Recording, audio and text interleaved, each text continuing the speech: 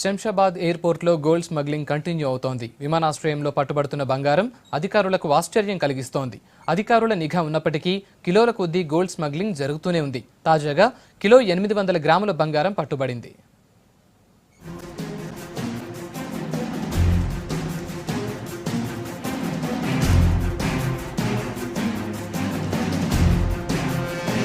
శంషాబాద్ విమానాశ్రయం అక్రమ గోల్డ్ రవాణాకు కేరాఫ్గా మారుతోంది. విదేశాల నుంచి బంగారం అక్రమ రవాణా చేసే వ్యాపారులకు హైదరాబాద్ మహానగరం ప్రధాన ద్వారంగా మారింది. ఎయిర్పోర్టులో వరుసగా అక్రమ బంగారం పట్టుబడుతోంది.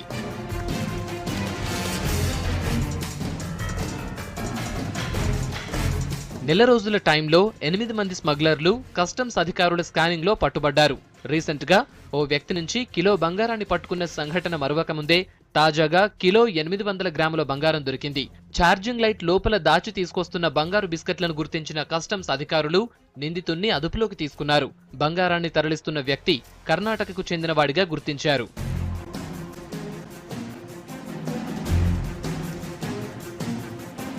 స్మగ్లర్లు గోల్డ్ అక్రమ రవాణా చేస్తున్న తీరును చూసి అధికారులే షాక్ అవుతున్నారు. అక్రమ బంగారాన్ని బట్టల్లో, షూల్లో, కాఫీ పౌడర్, ఎలక్ట్రానిక్స్ పరికరాలు, శరీర భాగాల్లో పెట్టుకుని తీసుకొస్తున్నారు స్మగ్లర్లు. పోలీసులు, కస్టమ్స్ అధికారుల కళ్లు గప్పటానికి రకరకాల ప్రయత్నాలు చేస్తున్నారు. కొందరు అధికారులకు చిక్కితే మరికొందరు గుట్టుచప్పుడు కాకుండా ఎస్కేప్ అవుతున్నారు.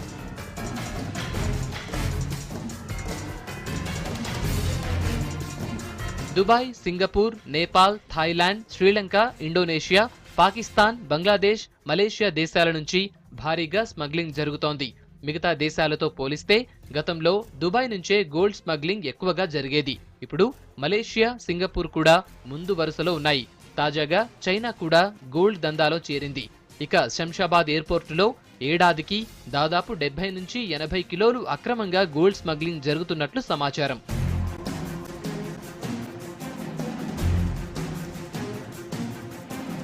అక్రమ బంగారం రవాణా వెనుక ఎయిర్పోర్టు అధికారుల పాత్రపైన అనుమానాలు వస్తున్నాయి.